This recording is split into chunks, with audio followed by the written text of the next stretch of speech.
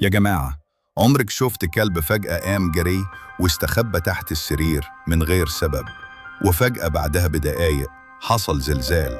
يا ترى إيه اللي بيخلي الكلاب تعرف قبلنا؟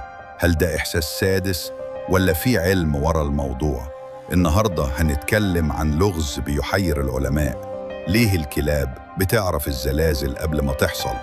ركز معايا لآخر الفيديو علشان نكشف السر مع بعض. قبل ما نبدأ ونكشف السر، دوس لايك واشترك في القناة، لأنك هنا هتعرف أغرب الحاجات قبل ما تحصل.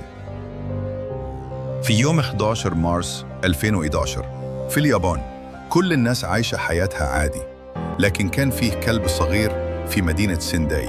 فجأة قام من نومه وبدأ يعوي بجنون ويجري في كل اتجاه. مفيش حاجة حواليه، مفيش صوت، مفيش خطر ظاهر. أصحابه قالوا يمكن في قطة، يمكن حلم، كابوس. لكن بعديها بدقايق الأرض بدأت تهتز.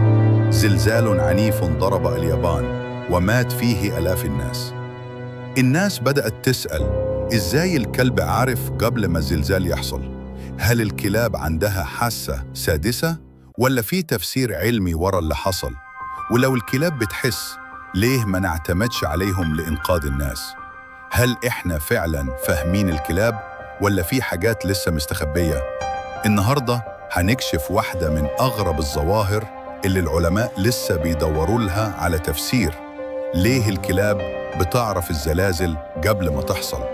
خليك معايا لآخر ثانية، لأنك هتسمع معلومات عمرك ما كنت تتخيلها، ويجوز تبدأ تبص لكلبك بطريقة تانية بعد النهاردة. الكلاب بتسمع حاجات إحنا مستحيل نقدر نسمعها. عارف إن الإنسان الطبيعي بيسمع من 20 ل 20 ألف هرتز، بس الكلب ممكن يوصل ل 65 ألف هرتز. يعني لو فيه صوت ضعيف جدا جاي من تحت الأرض، الكلب هيكون أول واحد يسمعه قبل البشر وقبل حتى أجهزة الرصد. وده اللي بيخلي العلماء يعتقدوا إن الكلاب بتسمع حاجة اسمها موجات بي. دي أول نوع من الموجات اللي بتطلع من الزلزال.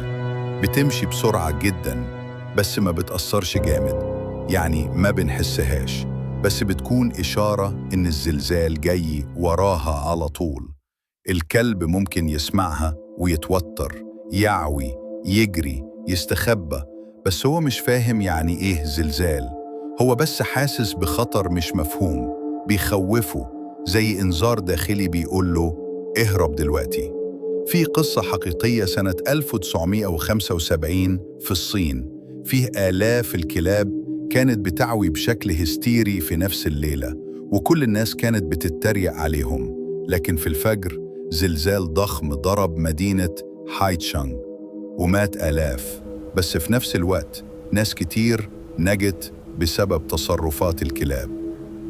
والمثير بقى إن بعض العلماء بدأوا يربطوا بين نوع نباح الكلب وصوت الموجات اللي جاية من تحت الأرض. يعني الكلب مش بس بيسمع، ده ممكن يكون بيحاول يقولك إن في كارثة جاية وإنت مش فاهم لغته.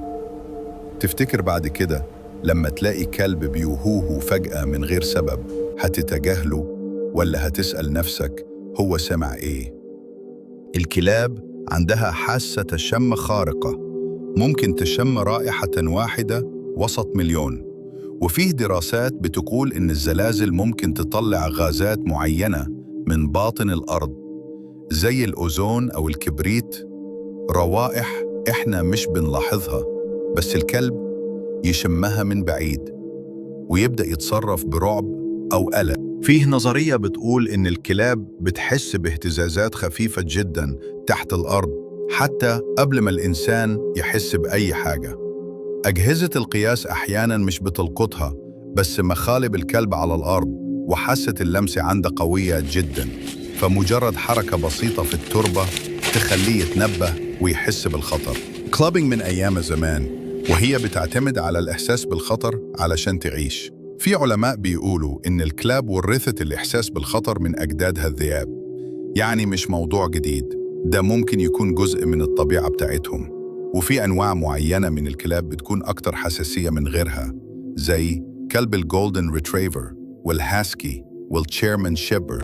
في اليابان مثلاً عملوا تجربة، حطوا كاميرات في بيوت فيها كلاب وسجلوا تصرفاتهم قبل الزلازل، واكتشفوا إن الكلاب بتبدأ تتوتر، تمشي كتير، تعوي أو تستخبى. بس الغريب إن مش كل الكلاب بتتصرف كده، في كلاب عادي خالص. فهل ده معناه إن الموضوع بيختلف من كلب للتاني، ولا ممكن عوامل تانية بتأثر زي العمر، الصحة أو البيئة نفسها؟ في علماء اقترحوا إننا نعمل نظام إنذار مبكر للزلازل عن طريق مراقبة سلوك الحيوانات، خاصة الكلاب. تخيل يكون في تطبيق بيبعت لك إشعار لما الكلاب تتصرف بشكل غريب. لكن للأسف لسه ما فيش طريقة مضمونة 100%. بس اللي نقدر نقوله إن الكلاب ممكن تكون حساسة جداً لأي تغيير في البيئة. فيه ناس مش مقتنعة بالتفسيرات العلمية وبيفكروا في حاجات زي الإحساس السادس أو الطاقة الكونية. هل الكلاب عندها قدرات إحنا مش فاهمينها، زي ما بنسمع عن ناس بتحس بالخطر فجأة، ولا كله في الآخر له تفسير علمي بس لسه ما اكتشفناهوش؟ لسه لغز محتاج علماء أكتر وتجارب أكتر. في الآخر الكلاب مش بس أوفى صديق للإنسان، دول كمان ممكن يكونوا إنذار طبيعي مبكر ضد الكوارث، سواء بالإحساس، الشم، السمع، أو حتى فطرة ربنا اللي متأكدين منه إن الكلاب كائنات مميزة جداً، وممكن نكون لسه بنكتشف جزء صغير من قدراتهم. لو عندك كلب خليك دايماً واخد بالك من تصرفاته، يمكن يكون بيحاول يقولك حاجة وإنت مش واخد بالك. لو الكلاب بتعرف الزلازل قبل ما تحصل، فإنت كمان تقدر تعرف كل حاجة غريبة ومثيرة لو اشتركت في القناة. دوس لايك لو عجبك الفيديو، واشترك وفعل الجرس علشان يوصلك كل جديد قبل ما يحصل.